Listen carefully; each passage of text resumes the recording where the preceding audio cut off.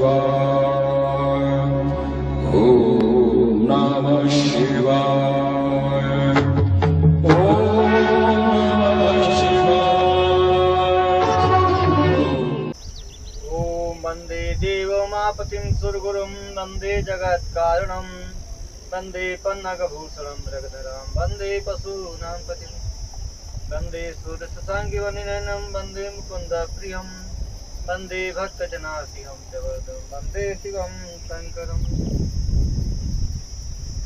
सनत कुमार जी ने कहा, उसके बाद महातेजस्वी विष्णु भगवान ने अपने शरीर से उत्पन्न एक मायायुक्त पुरुष को उनके धर्म कार्यों में विघ्न करने के लिए पैदा किया। मुंडित सिर वाला, मैले वस्त्र धारण किया हुआ, कंधे में बिने हुए झोले को तथा हाथ में झाड़ू लिया हुआ, पद पद पर उसे हिलाता हुआ, हाथ में वस्त्र लिया हुआ, जिसका मुख सूख रहा है, उस मुनि ने व्याकुल वाणी से धर्म ऐसा कहता हुआ उस विष्णु को नमस्कार करके उनके सामने खड़ा हो गया और हाथ जोड़कर हरि से कहा, शत्रुओं के नाशक पूज्य अच्युत, मैं क्या करूं, आज्ञा दीजिए। हे देव, मेरे क्या क्या नाम होंगे, हे प्रभु, मेरा स्थान कहाँ होगा, उसे भी बतलाइए। इस प्रकार भगवान विष्णु उसके शुभ वचनों को सुनकर प्रसन्नचित होकर इस प्रकार कहने लगे। विष्णु भगवान ने कहा, मेरे अंग से उत्पन्न महाप्राज्ञ, तुम निसंदेह मेरे रूप हो, इसलिए मैंने तुम्हें उत्पन्न किया है, उसे तुम समझो। मैं कह रहा हूँ, मेरे अंग से उत्पन्न मेरा कार्य कर सकते हो, तुम मेरे भी पूज्य होगे, इसमें संदेह नहीं है। तुम्हारा अरिहन तथा और भी अनेक अच्छे नाम होंगे। स्थान बाद में बतलाऊंगा। इस समय जो मैं कह रहा हूँ उसे आदर से सुनो। हे मायावी, तुम 16,000 श्लोकों का एक शास्त्र बनाओ जो श्रुति, स्मृति और वर्णाश्रम धर्म के विरुद्ध हो। वह शास्त्र अपभ्रंश भाषा में लिखा गया हो, उसका वह विषय कर्मवाद हो, उसे प्रयत्न से लिखो, उसका प्रचार आगे चलकर होगा। मैं तुम्हें उस शास्त्र निर्माण की शक्ति देता हूँ। अनेक प्रकार की माया भी तुम्हारे अधीन हो जाएगी। परमात्मा हरि के वचनों को सुनकर उस मायावी ने जनार्दन से कहा। मुनि ने कहा, हे देव देव प्रभु, मुझे जो करना है उसका शीघ्र आदेश दीजिए, आपकी आज्ञा से संपूर्ण सफल होगा। शरद कुमार जी ने कहा। ऐसा कहकर विष्णु जी ने उसे माया शास्त्र पढ़ाने लगे। स्वर्ग नरक सब यही है और कहीं उसकी प्रतीति नहीं है। शिव जी के चरणों को ध्यान करके विष्णु ने फिर उसे कहा कि त्रिपुरवासी इन दैत्यों को तुम मोहित कर दो और प्रयत्न पूर्वक पढ़ाकर तुम इन्हें दीक्षित करो। हे महामती, मेरी आज्ञा से तुम्हें दोष नहीं लगेगा। स्रोत स्मृत धर्मों का प्रकाश तो निसंदेह होगा ही। हे मुनि, तुम अपनी इस विद्या से उन्हें प्रभावित करो। हे मुंडी, तुम त्रिपुरवासियों को नाश करने के लिए जाओ, तामस धर्म का प्रचार कर उन तीनों पुरों का नाश करो। हे विभु, उसके बाद तुम अपने धर्म के साथ तब तक मरुस्थली में रहना जब तक कलयुग ना जाए। कलयुग के आने पर फिर शिष्यों द्वारा अपने धर्म का प्रचार करना। मेरी आज्ञा से तुम्हारा धर्म निश्चित रूप से फैलेगा। मेरी आज्ञा का पालन करने पर मेरी गति को प्राप्त करोगे। सर्व समर्थ विष्णु महादेव जी की इच्छा से इस प्रकार हृदय से आज्ञा देकर अंतर्धान हो गए। उसके बाद उस मुंडी ने विष्णु की आज्ञा अनुसार तदनुरूप चतुर शिष्यों को तैयार करके उस माया में शास्त्र को उन्होंने स्वयं पढ़ाया। जैसा वह था वैसे ही वे 4 शिष्य भी थे। वे परमात्मा हरि को प्रणाम करके वहां बैठ गए। हरि ने भी, हे मुनि, शिव जी की आज्ञा का पालन करने के लिए उन 4 शिष्यों से प्रेम से कहा, मेरी आज्ञा से जैसे तुम्हारे गुरु हैं वैसे ही तुम भी हो जाओगे। तुम धन्य हो, तुम्हें निसंदेह सद्गति मिलेगी। वे चारों मुंडी पाखंड धर्म का आश्रय लेकर हाथ में भिक्षा पात्र और मुख के ऊपर पट्टी बांधे हुए मलिन वस्त्र को धारण करते हुए मौन व्रतधारी प्रसन्न होकर धर्म ही परम लाभ है ऐसा कहते हुए वस्त्र निर्मित झाड़ू को हाथ में लिए जीव हिंसा के भय से धीरे धीरे चलते हुए वे सब भगवान को प्रसन्नता पूर्वक प्रणाम करते हुए हे मुनि अपने गुरु के सामने बैठ गए। भगवान ने उन शिष्यों का हाथ पकड़कर उन्हें गुरु को सौंप दिया और प्रेम से उनके नामों को उच्चारण किया। जैसे तुम हो वैसे ही ये भी निसंदेह मेरे ही हैं। तुम सब में प्रथम हो, इसलिए तुम्हारा नाम पूज्य है और ऋषि यतिकीर उपाध्याय ये नाम भी तुम लोगों को सिद्ध होंगे। आप लोग भी मेरे शुभ नाम को ग्रहण कर सकेंगे। अरिहन, मेरा यह नाम पाप नाशक है। आप लोग भी संसार को सुख देने वाला कार्य कीजिए। लोक के अनुकूल चलने पर आप भी उत्तम गति को प्राप्त करेंगे। तब वह मायावी शिष्यों के साथ लेकर प्रसन्न होकर शिव जी की इच्छा अनुसार कार्य करने के लिए त्रिपुर के पास शीघ्र गया। विष्णु द्वारा प्रेरित उन जितेंद्रिय महामायावी ने ऋषि रूप धारण कर माया फैलाई। शिष्यों सहित नगर के वन में जाकर वहां टिककर उसने मायावी पुरुषों को भी मोहित करने वाली अपनी माया फैलाई। ये मुनि शिवाचन होने के कारण उस नगर में सहसा उनकी माया नहीं चली, जिससे यदि कुछ राजहीन हो गए। फिर उसने विष्णु का स्मरण किया और हृदय से उनकी स्तुति की। हृदय से दुखी होकर वह उत्साहहीन होते हुए होने लगा। उसके स्मरण करते ही विष्णु ने शिव जी का स्मरण किया। उनकी आज्ञा पाकर वे नारद को याद किया। विष्णु जी के याद करते ही नारद जी वहां पहुंचे। उन्होंने हाथ जोड़कर प्रणाम कर स्तुति की और उनके सामने बैठ गए। बुद्धिमानों में शेष विष्णु ने नारद जी से कहा, आप तो सदा लोकोपकार तथा देवकार करने में तत्पर रहते हैं। हे तात, शिव जी की आज्ञा से मैं कह रहा हूँ, तुम शीघ्र त्रिपुर चले जाओ। वहाँ शिष्यों के साथ एक ऋषि वहाँ के निवासियों को मोहित करने के लिए गया है। संत कुमार जी ने कहा। उनकी उस बात को सुनकर मुनि नारद वहाँ गए जहाँ वह मायावी ऋषि गया था। मायावी विष्णु भगवान की आज्ञा से नारद जी भी उस नगर में जाकर उस मायावी ऋषि से दीक्षित हुए। तब नारद जी त्रिपुर नगर के स्वामी के पास जाकर कुशल प्रश्न पूछने लगे। पूछने के बाद राजा से सब कहा। नारद जी ने कहा, आपके नगर में कोई धर्मपरायण सभी विद्याओं का ज्ञाता तथा परावेद विद्या में निपुण आया है। हमने बहुत से धर्म देखे हैं, परंतु ऐसे नहीं। इसके सनातन धर्म को देखकर हम भी दीक्षित हो गए हैं। ये दैत्यराज, उस धर्म में तुम्हारी भी दीक्षा हो तो तुम भी दीक्षा ले लो। संत कुमार जी ने कहा, महत्वपूर्ण। उसकी बात को सुनकर हृदय में आश्चर्यचकित होकर वह दैत्यराज वहाँ मोहित होकर गया। तब नारद जी ने दीक्षा ले ली। तो हम भी दीक्षा ले लें, ऐसा सोचकर वह स्वयं वहाँ आया। उस ऋषि के रूप को देखकर उसकी माया से सब मोहित हो गया। उस महात्मा को नमस्कार करके उसने कहा, दैत्यराज ने कहा, हे शुद्ध हृदय वाले ऋषि, आप हमको दीक्षा दीजिए। मैं सचमुच आपका शिष्य होना चाहता हूँ। इस प्रकार दैत्यराज के निर्मल वचनों को सुनकर सनातन ऋषि ने कहा, हे दैत्यराज, यदि मेरी आज्ञा का पालन करना है तभी मैं दीक्षा दूंगा, अन्यथा करोड़ प्रयत्न करने पर भी मैं दीक्षा नहीं दूंगा। ऐसी बात सुनकर राजा माया से घिर गया। उसने शीघ्र हाथ जोड़कर कहा। दैत्य ने कहा, जैसी आप आज्ञा देंगे मैं वैसा ही करूंगा। मैं सचमुच आपकी आज्ञा का उल्लंघन कभी नहीं करूंगा। त्रिपुराधीश के इन वचनों को सुनकर मुख पर से वस्त्र हटाकर ऋषिवर ने कहा, हे दैत्यराज, सभी धर्मों में उत्तम दीक्षा को ग्रहण करो। दीक्षा के विधि से इसे ग्रहण कर कृतार्थ हो जाओ। इतना कहकर वह मायावी ने शीघ्र उस दैत्यराज को अपने धर्म से युक्त दीक्षा विधि विधान के साथ दी। दैत्यराज के दीक्षित होने पर हे मुनि, स्वाभाविक रूप से सभी त्रिपुरवासी दीक्षित हो गए। हे मुनि, उसके बाद मायावी पुण्य शिष्य उपशिष्यों से वह संपूर्ण नगर व्याप्त हो गया। काशी महापुराण में त्रिपुर दीक्षा विधान नामक चौथा अध्याय संपन्न हुआ। तब व्यास जी कहते हैं, उस मायावी द्वारा दैत्यराज के मोहित होकर दीक्षित होने पर ऋषि ने क्या कहा, दैत्यराज ने क्या किया। शरद कुमार जी ने कहा, अरिहंत, नारद आदि शिष्यों द्वारा सेवित उस यति ने दैत्यराज को दीक्षा देकर उनसे कहा, हे दैत्यराज, ज्ञान युक्त वेदांत के सार का सर्वस्व उत्तम से भी उत्तम मेरी बात को सुनो। कर्ता और कर्म से रहित यह संसार अनादिकाल से चला रहा है, जो स्वयं प्रकट होता है और स्वयं नष्ट हो जाता है। ब्रह्मा से लेकर गुलम तक जो शरीर का संबंध है, उस सब में आत्मा ही ईश्वर है, दूसरा कोई नहीं। जो ब्रह्मा, विष्णु और रुद्र आदि नाम है, वे सब शरीरधारियों के नाम हैं। जैसे अरिहंत हमारे नाम हैं, इनके आदि कोई नहीं है। जिस प्रकार हमारा शरीर अपने समय पर नष्ट हो जाता है, वैसे ही ब्रह्मा से लेकर मच्छर तक के शरीर अपने समय में विचार करने पर किसी देह में कोई अधिकता नहीं है, क्योंकि आहार, स्त्री सहवास, नींद, भय आदि सब में समान है। सभी देहधारियों पर निराहार भूखे रहने का भय समान रूप से देखा जाता है, उसमें कभी बेसी नहीं होती है। हम प्यासे होते हैं, उस समय जल पीकर प्रसन्न हो जाते हैं, यही इसी अन्य प्राणियों में भी होती है। कहीं कोई अंतर नहीं देखा जाता। किसी भी स्वरूप यौवन संपन्न हजारों स्त्रियां हो, परंतु सहवास काल में एक बार एक का ही उपयोग होता है। अनेक प्रकार के भले ही सैकड़ों घोड़े हों, सवारी करते समय हमारे उपयोग में एक ही आता है। पलंग पर सोने को निद्रा काल में जो सुख मिलता है, वही सुख नींद में व्याकुल को भूख पर भी मिलता है। जैसे शरीरधारी हम लोग मरने से डरते हैं, वैसे ही ब्रह्मा से लेकर कीट पर्यंत प्राणियों की स्थिति है। यदि बुद्धि से विचार किया जाए तो सभी शरीरधारी समान है।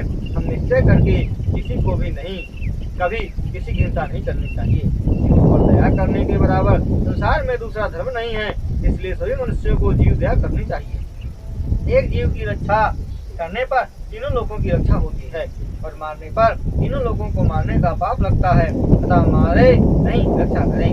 अहिंसा परम धर्म है। किसी आत्मा को दुख देना पाप है, पराधीन न रहना मुक्ति है। इच्छित पदार्थों का भोग ही स्वर्ग है। यह प्राचीन आचार्यों ने प्रमाणों के साथ कहा है। इसलिए नरक यातना से डरने वालों की हिंसा नहीं करना चाहिए। चर अचर तीनों लोगों में हिंसा जैसा कोई पाप नहीं है। हिंसा करने वाला नरकगामी होता है और अहिंसक स्वर्ग को जाता है।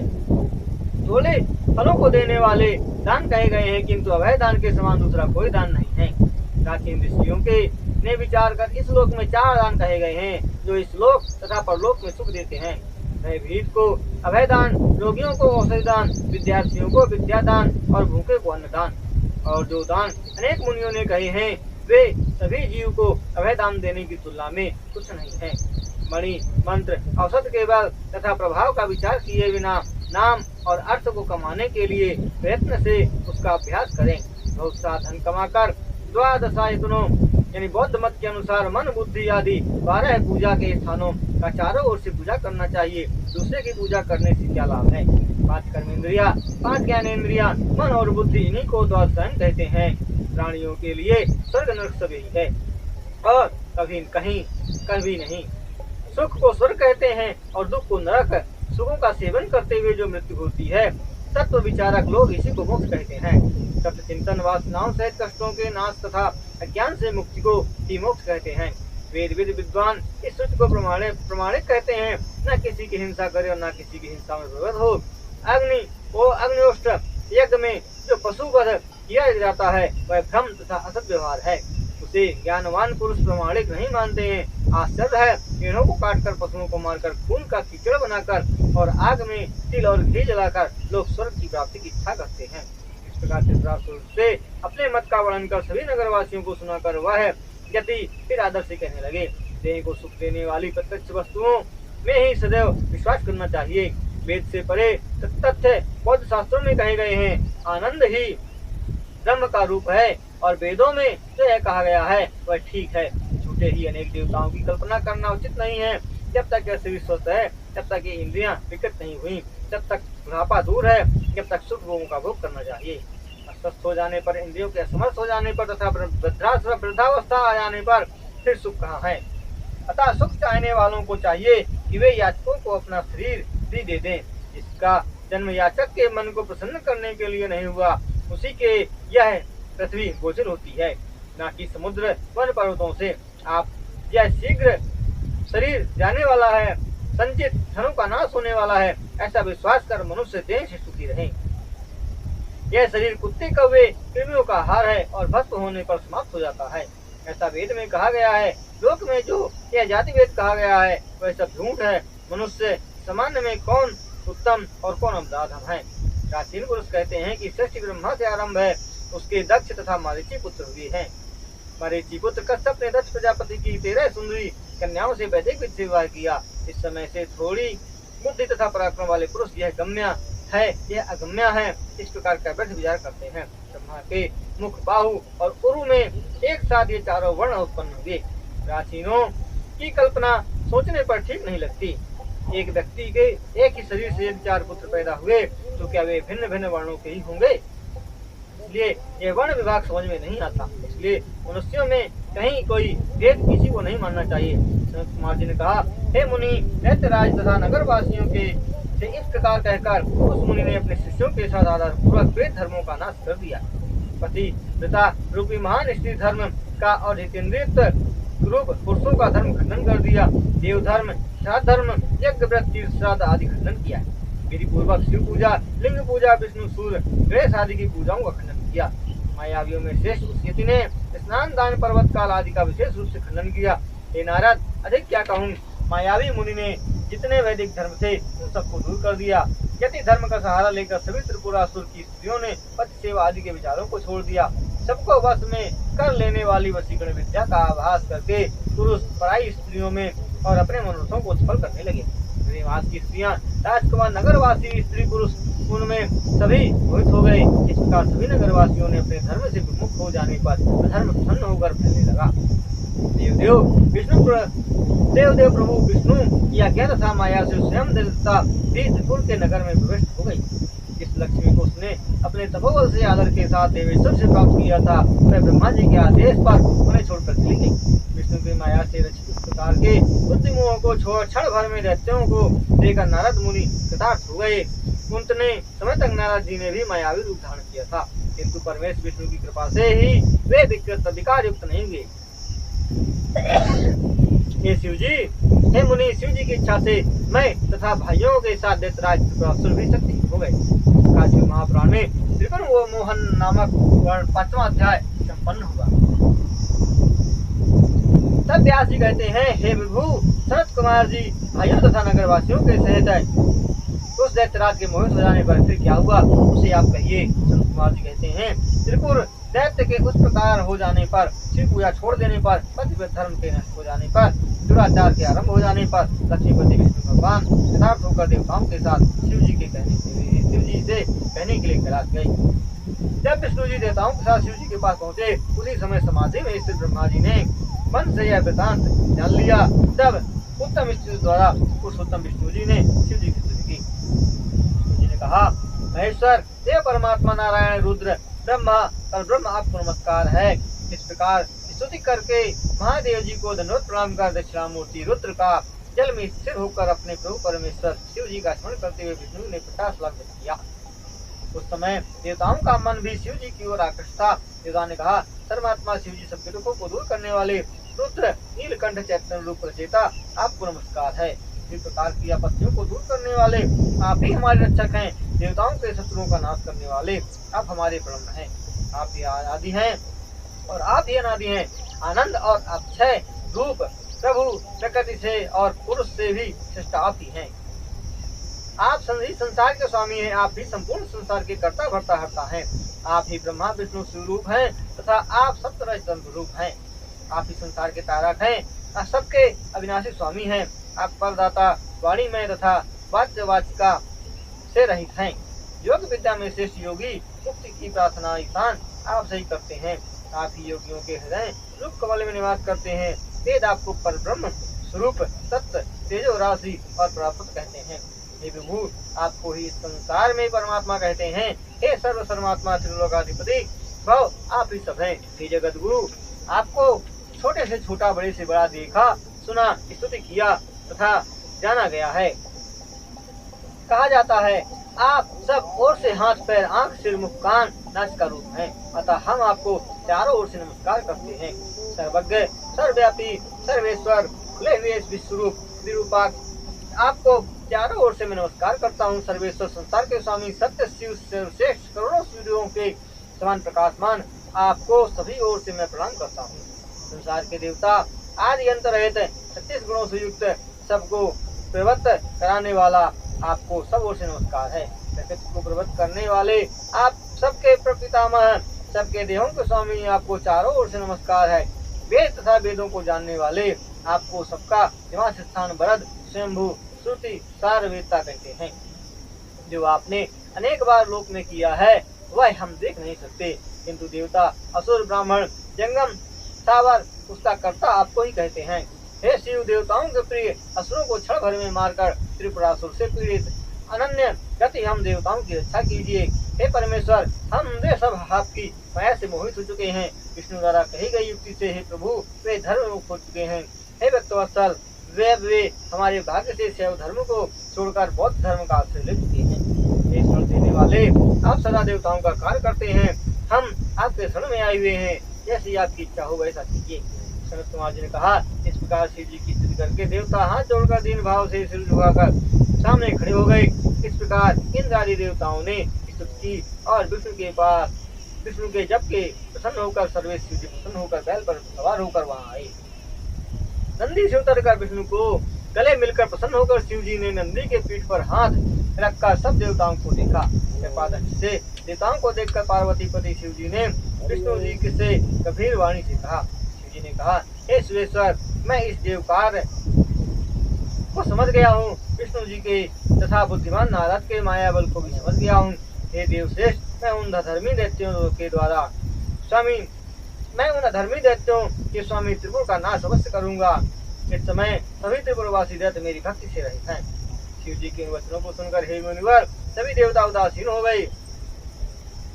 विष्णु से देवताओं को उदासीन हुआ देखकर संसार के रचयिता ब्रह्मा ने हाथ जोड़कर शिव जी से कहा, आप तो योग विद्या को जानने वालों में श्रेष्ठ है, परमेश है, पर ब्रह्म है, सदा देवता तथा ऋषियों के रक्षक हैं, अतः इनका वध करने में कोई पाप नहीं है। आपकी आज्ञा से वे मोहित किए गए हैं, इसके प्रेरणा काफी है। अपने धर्म तथा तुम्हारी पूजा को उन्होंने छोड़ दिया है, फिर भी उन्हें दूसरा कोई नहीं मार सकता। अतः देवता ऋषियों के प्राण रक्षक महादेव जी, आप साधुओं की रक्षा के लिए मलेच्छों का वध कीजिए। धर्मानुसार कार्य करने पर राजा को पाप नहीं लगता, इसलिए ब्राह्मणों और साधुओं की रक्षा कंटकों को दूर करनी चाहिए। यदि राजा इस लोक में परलोक में अपने राज्य की रक्षा करना चाहे तो उसे सर्वत्र प्रभुत्व मिलता है, इसलिए आप शीघ्र रक्षा कीजिए। हे देवे देवेश, भगवान विष्णु, ऋषि मुनि, यज्ञ देव, वेद शास्त्र, ये सब आपकी प्रजा है। प्रभु, आप देवताओं के भी सार्वभौम सम्राट तथा सर्वेश्वर है। हरि आदि संपूर्ण संसार आपका ही परिवार है। हे अजन्मा, हरि आपके युवराज हैं। मैं ब्रह्मा तुम्हारा पुरोहित हूँ, आपकी आज्ञा को पालने वाले इंद्र आपके राजकीय कार्यों की करता है। हे सर्वेश्वर, और आपके भी आपके शासन से बंधे हुए हैं, और देवता भी आपके शासन से बंधे हुए हैं। सब प्रतिदिन अपना कार्य करते हैं, इसमें संदेह नहीं है। ब्रह्मा जी कहते हैं, ब्रह्मा की बातों को सुनकर देवताओं के रक्षक शिव जी प्रसन्न होकर ब्रह्मा से कहने लगे। शिव जी ने कहा, हे ब्रह्मा जी, जो आपने मुझे देवराज और सम्राट कहा है, मेरे पास ऐसा कोई साधन नहीं है जिससे मैं उस पद को ग्रहण करूं। मेरे पास ना कोई दिव्य रथ सारथी के साथ नहीं है, युद्ध में जय देने वाला धनुष बाण नहीं है, जिसमें बैठकर मैं धनुष बाण लेकर प्रलय दैत्यों को युद्ध मार सकूं। ने कहा, आज ब्रह्मा सहित विष्णु, इंद्र देवता भगवान महेश्वर की इस बात को सुनकर उन्हें प्रणाम कर कहने लगे। ने कहा, हे शिव जी, रथ आज के रूप में हम स्वयं होकर युद्ध के लिए तत्पर हो जाएंगे। ऐसा कहकर शिव जी की इच्छा से प्राप्त कर हाथ जोड़कर वे प्रसन्न हुए और देवता अलग अलग कहने लगे। शिव महापुराण में शिव स्तुति वर्णन नामक 6वां अध्याय संपन्न हुआ।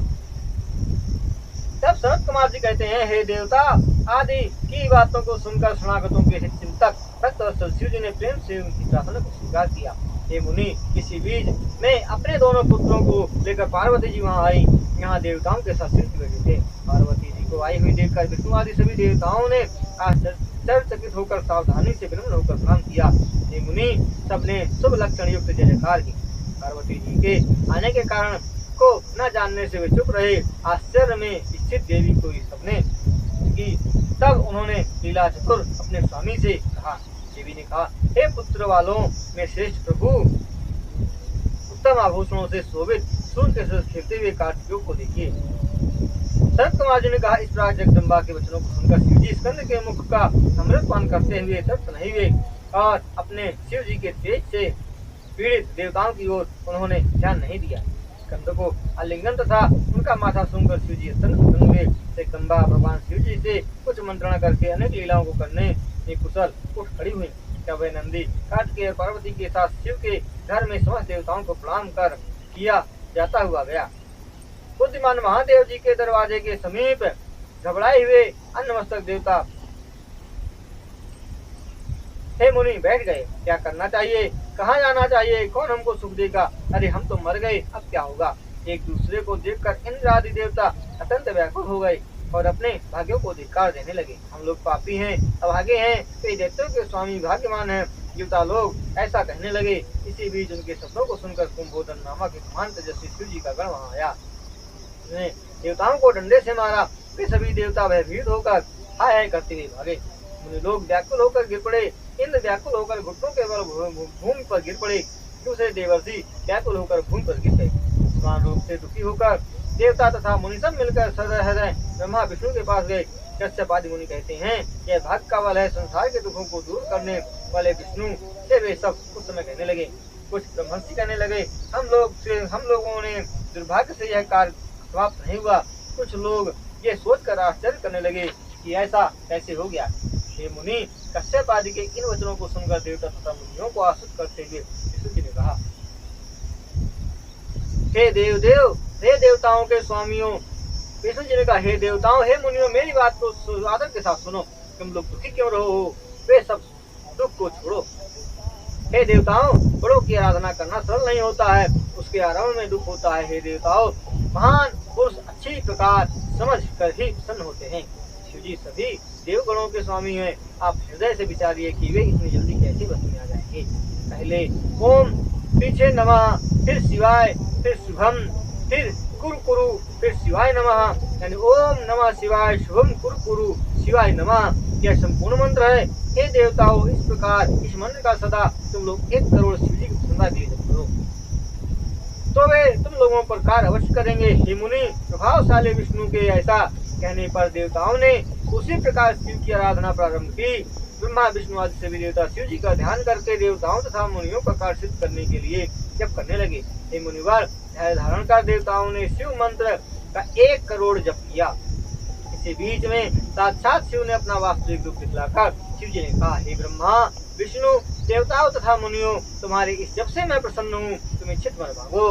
देवताओं ने कहा, हे देवेश जगदीश्वर शंकर, यदि आप प्रसन्न हैं तो आप देवताओं को व्याकुल जानकर त्रिपुरों का वध कीजिए। हे परमेश्वर दीनबंधु दयालु, आपने ही सदा बार बार देवताओं की रक्षा की। सनत कुमार जी ने कहा, ब्रह्मा विष्णु आदि देवताओं की बात को सुनकर हे नारद, फिर हे शिव जी ने कहा, हे ब्रह्मा विष्णु मुनियों, आदर के साथ मेरी बात सुनिए कि त्रिपुर नष्ट हो गए हैं। जो पहले जो आप लोगों ने स्वीकार किया था, उस दिव्य रथ सारथी धनुष बाण को शीघ्र तैयार करो। हे ब्रह्मा विष्णु, आप लोग तीनों लोगों के स्वामी सम्राट के रूप में मुझे सजाओ। सृष्टि और पालन के अधिकारी आप दोनों, पूर्णतः नष्ट हो गया, यह सोचकर देवताओं की सहायता कीजिए।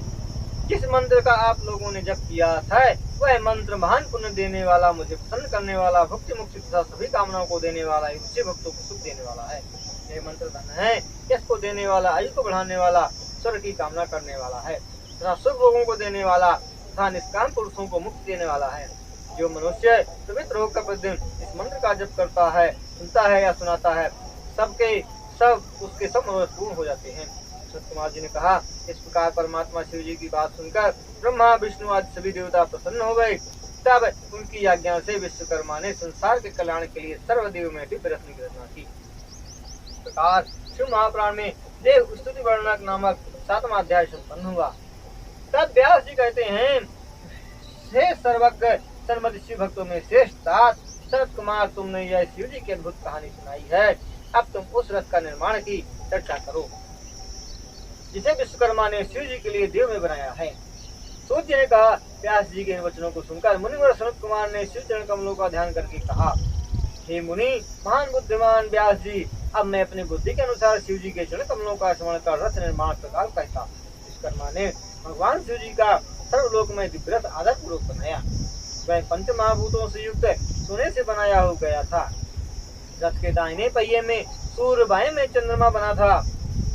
दाहिने पहिए में 12 आरे थे, बाएं में 16 आरे थे, और हे नारद, उन 12 आरों में 12 सूर्य चित्रित थे। हे सुगर, बाएं पहिए के 16 आरे चंद्रमा की 16 कलाएं थी। नक्षत्र भी बाएं पहिए की शोभा बढ़ा रहे थे। हे नारद, उन पहियों की नेमिया 6 ऋतुएं थी। पुष्कर अंतरिक्ष था, रथनीक रथ के भीतर का स्थान मंदिर था। ताचल और उदयाचल कुबर यानी रथ का वह बांस जिसमें जुआ बांधा जाता है। महामेरु उसका अधिष्ठान था। अन्य पर्वत के सर थे, उसका वेग संवत्सर थे। उत्तरायण दक्षिणायन पहियों के संगम थे। मुहूर्त रथ के बंधन थे। समय यानी जुए की कील उसकी कलाई थी। उसकी काष्ठा कला का 30वां भाग था। जुए की नासिका घोड़ा उसके अंशदंड ही छड़ थे। अकुर में नीचे की लकड़ी ईसा यानी जुए के बीच का डंडा अनुलव था। रथ का बरूद यानी लोहे का पर्दा ध्रुव, दोनों ध्वजाएं स्वर्ग मोक्ष थे। रथ के दोनों सिरे ब्रह्म और कामधेनु बने। व्याप्त यानी खुला हुआ भाग उसका ईसा दंड है। नरबल उसकी विद्युत बुद्धि है। अहंकार उसके कोण थे। पंच महाभूत उसके बल थे। चारों ओर चढ़े हुए भूषण उनकी इंद्रियां थी। मुनिवर, श्रद्धा इस रथ की गति थी। उसके अलंकार ही सतत थे। सुब्रतो उसके पुष्प भूषण थे। पुराण न्याय मीमांसा अर्थ तथा वेद धर्म शास्त्र सभी लक्षणों से युक्त वर उसमें बल के स्थान थे। घंटे मंत्र रूप थे। वर्णाश्रम चारों चरण थे।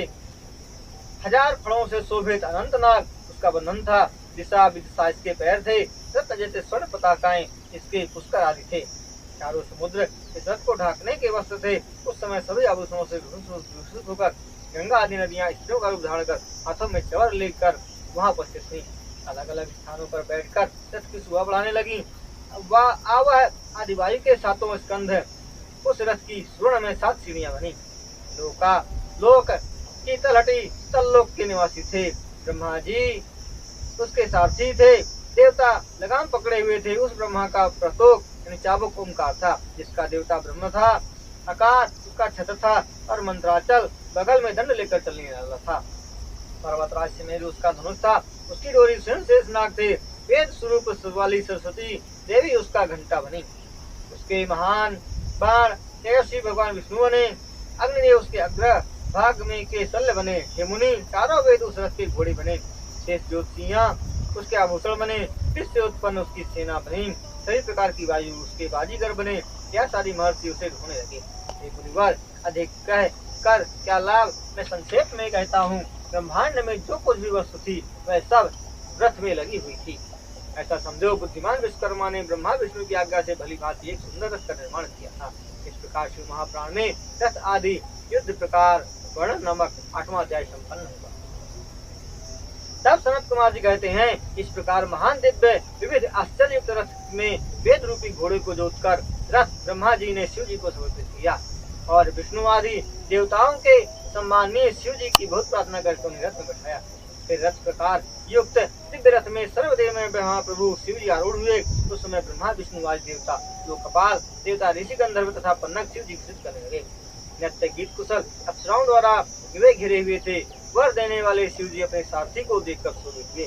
समस्त लोगों को धारण करने वाले उस रथ में कैसे शिव जी बैठने लगे, उसी समय वेद रूपी से वे घोड़े स्थिर केवल भूमि पर गिर गए। संपूर्ण पृथ्वी हिलने लगी। सभी पहाड़ हिलने लगे। उस भार को न सहन करने के कारण शेषनाग भी कांपने लगे। जब पृथ्वी को धारण करने वाले वैस रूपी भगवान धर्म ने क्षण भर उस रथ को उठाया। उसमें बैठे हुए शिव जी के तेज को न सहन कर सकने के कारण थोड़ी देर बाद उस प्रसिद्ध ने भी घुटने दी। लगाम को हाथ में लिए ब्रह्मा जी ने प्रयत्न पूर्वक उन वेद रूपी घोड़ों को शिव जी की आज्ञा से फिर रथ को नियुक्त किया। तब ब्रह्मा जी ने मन और वायु के समान वेग वाले उन वेदमय घोड़ों को तेजी से हाँका। शिव जी के रथ पर बैठ जाने के बाद आकाश मार्ग से वह रथ वेगवान दानों की नगरों की ओर चला। तब भगवान शिव जी ने देवताओं की ओर देखकर कहा, यदि आप लोग हमें पशुओं का स्वामी बना दें तो मैं इन असुरों को मार दूंगा। हे उत्तम देवो, देवताओं तथा दूसरे लोगों के पशुत्व की अलग अलग कल्पना करने पर ही वे देव श्रेष्ठ मारे जा सकेंगे, अन्यथा नहीं। समाज ने कहा, बुद्धिमान महादेव जी, पशुत्व संबंधी बात को सुनकर सभी देवता संकित होकर दुखी हुए। देव अंबिकापति शिव जी उनकी इस भाव को जानकर हंसकर उससे कहने लगे। शिव जी कहा, हे देवता, मुझे पशुपति बना देने पर आपको कोई हानि नहीं होगी। मेरे जो पशु भाव का स्मरण करेगा उसका मोक्ष होगा, क्योंकि जो इस दिव्य पशुपत व्रत को करेगा वह पशुता से मुक्त होगा। यह मेरी प्रतिज्ञा है। आप लोग सावधान होकर सुनिए। जो दूसरे धर्म के लोग भी मेरे इस पशुपत व्रत को करेंगे वे भी निसंदेह पशुता से मुक्त हो जाएंगे। जो भक्तिपूर्वक 12, 6 अथवा 3 वर्ष तक निरंतर मेरी उपासना करेंगे वे पशुत्व से मुक्त हो जाएंगे। हे देवता, इसलिए सर्वश्रेष्ठ इस पशुपत व्रत को आप लोग भी कीजिए। आप लोग भी पशुत्व से मुक्त होकर इसमें संदेह नहीं है। उस परमात्मा शिव जी के इस प्रकार वचन को सुनकर सभी ब्रह्मा विष्णु देवताओं ने उस समय बात को स्वीकार कर लिया। हे प्रभु, इस कारण देवता तथा असुरीय सभी पशु हुए और पशुपात विमोचक शुद्ध पशुपति हुए। तब से शिव जी का एक नाम भी प्रसिद्ध हो गया जो सभी को सुख देने वाला है। तब देवी शिव जी, ब्रह्मा विष्णु और देवता ऋषि आदि सभी प्रसन्न होकर जयकार करने लगे। उस समय प्रसन्नता के कारण महात्मा शिव जी का जो रूप था उसका वर्णन 100 वर्षों में भी नहीं हो सकता है। इस प्रकार सुख को देने वाले अखिलेश्वर शिव पार्वती को साथ लेकर त्रिपुर को मारने के लिए चल दिए। इस समय वे देव शिव जी त्रिपुर को मारने के लिए चले। उनके पीछे सूर्य के समान तेजस्वी देवता हाथी, घोड़े, सिंह, रथ, बैल पर सवार होकर चल दिए। फल, साल, मुसल, मुसुंडी यानी बंदूक, पत्थर के समान ठोस अस्त्र शस्त्रों श्रीयुक्त वे देवता शस्त्रों को हाथों में लेकर प्रसन्न होकर युद्ध भूमि की ओर गए। अनेक आयुधों को लेकर प्रकाशवान बड़ा उत्सव मनाते हुए शिव जी की जय जयकार करते हुए उनके आगे आगे इंद्र ब्रह्मा विष्णु आदि चले। उस समय हाथ में दंड और सिर पर जटा धारण किए हुए ऋषिगण प्रसन्न हुए और सिद्ध चारणों ने आकाश में फूल बरसाए। हे नारद, त्रिपुर को जाते हुए गणों के स्वामियों को गिनने में कौन समर्थ था, फिर भी कुछ कहता हूँ। गणों के स्वामियों तथा देवगणों के साथ सभी देवगणों को श्रेष्ठ शिव जी का गण भृंगी त्रिपुरासुर की उसकी नगरी अभिलाष करने के लिए विमान में बैठकर इंद्र के समान चला। केश, महाकेश, महाजर, सोमबल्ली, स्वर्ण, सोमक, सनक, सोमध्रक, सूर्यवर्चा, सूर्य प्रेषक, सूर्याक, सूरी, सुर सुंदर, संदक, कुंदर, चंड, कंपन, अतिकंपन, इंद्र, इंद्रजव, यंता, हिमकर, पंचाक, शताक, सहस्त्राक, महोदर, सतीजु, शतास्य, रंक, कर्पूतन, द्विविध, त्रिशिख, हुंग, हुंकारक, अजवक्त, अष्टवक्त, हैवक्त, अर्धवक्त, इस प्रकार अनेक तथा असंख्य लक्षण एवं लक्षण से रहित गणों के स्वामी शिव जी को घेर कर चल दिए। जब वे पिनाकधारी शिव जी के साथ जा रहे थे तो वे मन में से भी अचर अचर रूप को जगत को भस्म कर देने में समर्थ थे। पिनाक धनुषधारी शिव जी अकेले संपूर्ण संसार को जलाने में समर्थ थे। उनके लिए त्रिपुरदाह कोई बड़ी बात नहीं थी। शिव जी के लिए रथ बाण अपने गण तथा देवगणों की क्या आवश्यकता थी। हे व्यास जी, फिर भी पिनाक पाणी शिव जी देव शत्रुओं से तीनों नगरों को जलाने के लिए अपने देवगणों के साथ स्वयं गए। यह उनकी अद्भुत लीला है। हे मुनिवरों, उसके कारण क्या है वह मैं तुमसे कहता हूँ। दूसरे पापों का नाश करने वाले अपने सुयश का लोकों में विस्तार करना यह कारण भी था दुष्टों को विश्वास दिलाने के लिए कि सभी देवताओं में शिव जी प्रधान है। शिव महापुराण में शिव यात्रा वर्णन नामक 9वां अध्याय संपन्न हुआ।